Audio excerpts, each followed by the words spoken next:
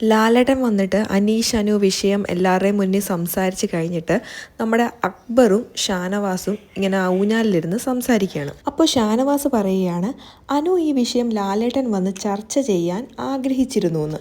അതിന് കാരണമായിട്ട് ഷാനവാസ് പറയുന്നത്, അനു ഈ വിഷയം പിന്നെയും ആദിലയോടും ഒക്കെ ആയിട്ട് ഡിസ്കസ് ചെയ്തുകൊണ്ടേ ഇരിക്കുമായിരുന്നു എന്ന്. ഷാനവാസ് ഈ പറഞ്ഞ കാരണം കൊണ്ട് അനു ഇതൊരു ഡിസ്കഷൻ ആക്കണം എന്ന് ആഗ്രഹിച്ചതായിട്ട് എനിക്ക് തോന്നിയില്ല. കാരണം എന്താണെന്ന് വെച്ചാൽ, അനീഷ് പ്രപ്പോസ് ചെയ്തപ്പം ആ കുട്ടി ശരിക്കും പറഞ്ഞാൽ ഒന്ന് ഷോക്കായിപ്പോയി, ശരിക്കും ഒന്ന് നെർവസ് ആയി.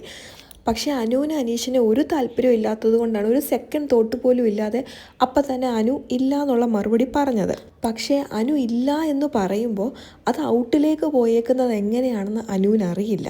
അനു ഇല്ല എന്ന് പറഞ്ഞു, പക്ഷേ അത് ബാക്കിയുള്ളവർ എങ്ങനെ എടുക്കുമെന്ന് അനുവിനറിയില്ല. അതുകൊണ്ടാണ് അനു ഓടി വന്നിട്ട് ആദിലയോട് ഈ കാര്യം സംസാരിക്കുന്നത്.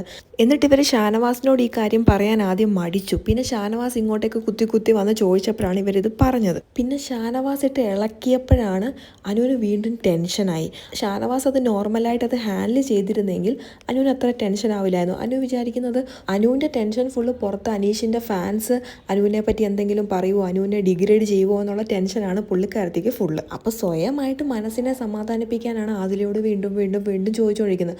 അത് ഈ വിഷയം കഴിഞ്ഞിട്ട് ഇപ്പോഴും ആയാലും അനു സംസാരിക്കുന്നുണ്ട്. ഇത് കഴിഞ്ഞിട്ട് പുറത്തൊരു ലൈഫിലെ അനു ലൈം ലൈറ്റ് നിൽക്കുന്ന ഒരാളാണ്. അപ്പം ഇതുപോലൊരു കാര്യം വന്നാൽ അനുവിൻ്റെ കരിയറിനെ അത് ബാധിക്കാം. അതുകൊണ്ടാവും ആ കുട്ടി കൂടുതൽ അതിനെപ്പറ്റി ആലോചിച്ച് ടെൻഷൻ ആവുന്നതും.